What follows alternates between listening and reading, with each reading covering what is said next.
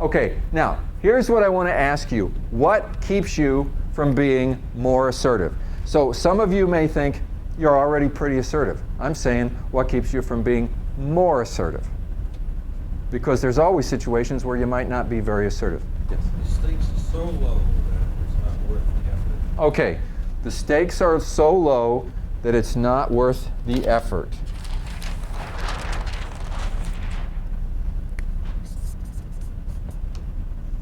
I'll buy that, as long as it's not a rationalization. I've heard people say things like this, and the words sound good, but I'm not buying it. In other cases, I'm buying it. So be careful you don't fool yourself. It's amazing. We all have the capability of lying to ourselves, of deceiving ourselves, of telling ourselves an excuse and buying it. Have you ever had somebody like in a workplace come to you with an excuse and you didn't buy it? Start doing it with yourself. Stop buying your own excuses. Yeah, I agree. Sometimes the stakes are very low. It's not worth the effort. But I think in too many cases, the stakes are higher than you think. It is worth the effort. But if you tell yourself this, you can hypnotize yourself into not saying anything and then still feel good about yourself. Okay, what's another reason why you might not be more assertive than you are in a given situation? Giving up. Giving up. And that goes back to another thing that we say to kids. First you don't succeed, try again, but what do? We give up. And that's one of the reasons that I put determination on that list of power and influence or personal power kinds of things, because, and I run into this in coaching all the time, you know, the person is telling me about this very difficult person and the stakes are high, and I say, why don't you go talk to him? And they say, I have. I'm just worn out. I've tried this and I've tried this and I've tried this and I've tried this, and nothing works. And then, as a coach, what I say is, let's get creative. Let's start thinking of something you've never tried. And try to find out, what have you tried, what was the response, and so forth. And I usually come up with 3 or 4 things that we could try. Can't guarantee that any of them will work. But if you give up, you're never going to get there.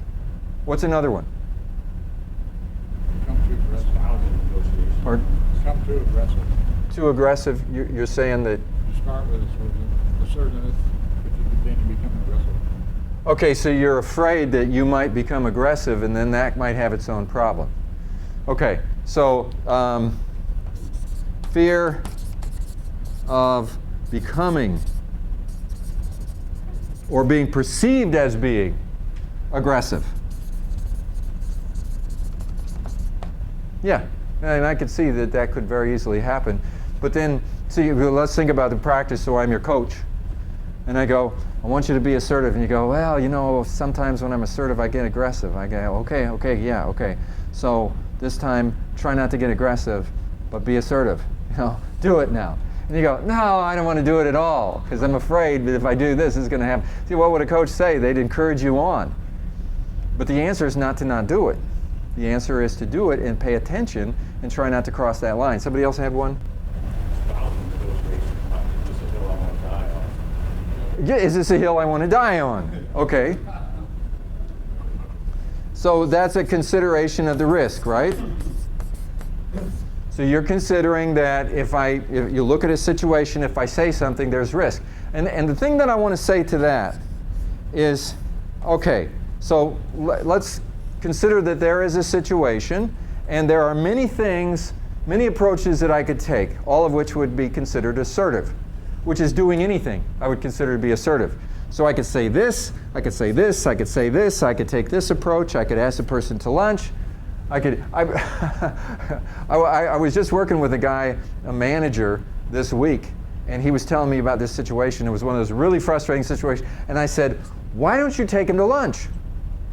Or no, actually I said, why don't you take him to dinner? And he looked at me and he said, take him to dinner? I can't stand the guy. And I said, well, I'm not saying take him to dinner because you want to be his best friend. I'm saying take him to dinner because sometimes things can happen when you get out of the context that you're normally in, and just have a social time. You don't even have to talk about the problem. Just have dinner with him and talk about anything. Anything related to the business or whatever. No ulterior motives at all. Not, I'm going to try to get him to a place and then I'm going to nail him with this thing. Just take him to dinner. And he was like, he said, I've never done that. I said, well, if you've never done that. He said, I've never done that with anybody. Where they were really frustrating, a very difficult person, and I decided what I'll do is take him to dinner. And I said, maybe you ought to try it once and see what happens. I've had amazing results in doing that. And I didn't even say anything about the problem. What happens sometimes is you just build a rapport with them based on some other things that sometimes then makes it easier for the two of you to have some respect and to work together. Who knows? What's the risk of asking somebody to dinner? So what I'm trying to say is if you assess that, but you can say to yourself, my only alternative is non-assertiveness, do nothing, because there's so much risk. I'm saying I can think of lots of things that you could do that have zero risk. I mean, the only risk there is that you have a bad evening.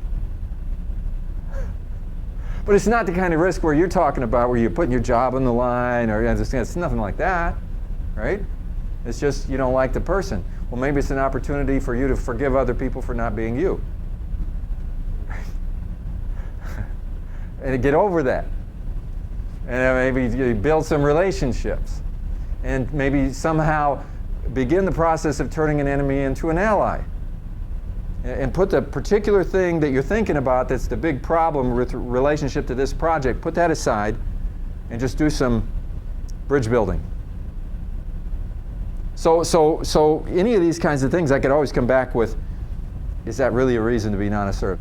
You know, no matter what the fear is, face it and do it anyway. Whatever it is that's keeping you from being assertive. There's so many things. These are all excuses. Start looking at yourself as some kid who has excuses. Challenge yourself. When the excuse comes up, just say, that's just an excuse. I'm going to do it anyway. I'm going to run the risk. Don't be stupid about it. Do a calculated risk. But I think that habits of all kinds can be a prison.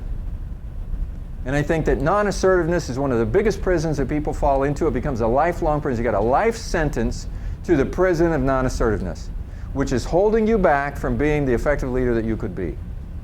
And it's because you've always been non-assertive. We are talking about going where no man has gone before, where you have never gone before. Uncharted territory. And that always feels scary.